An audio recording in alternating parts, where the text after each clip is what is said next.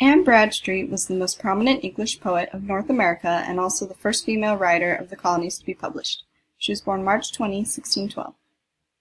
She was a prominent Puritan figure in American literature and was described as an educated English woman, loving wife, devoted mother, and a sensitive poet. She grew up in a fairly wealthy family. She was well educated in history, several languages, and literature. Anne's education allowed her to write with authority about politics, history, medicine, and theology. A little trivia. Anne's personal book collection was said to have over 9,000 books.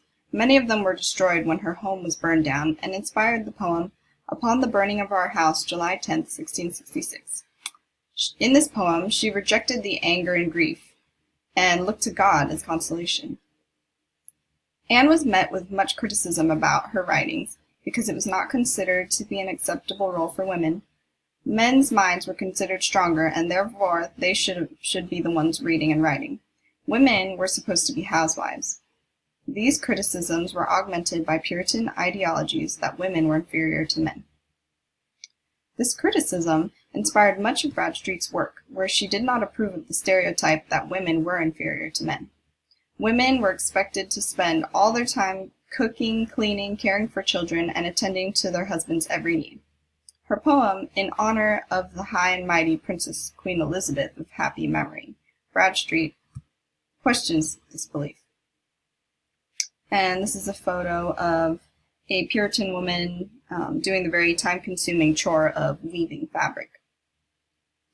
She also challenged Puritan beliefs in her poem To My Dear and Loving Husband by announcing infatuation for her husband. It was improper in Puritan society to glorify romantic love. And here's a photo of her husband. Another recurring subject in Bradstreet's poetry is mortality. She would often write about her own death and how it would affect her children and other people around her.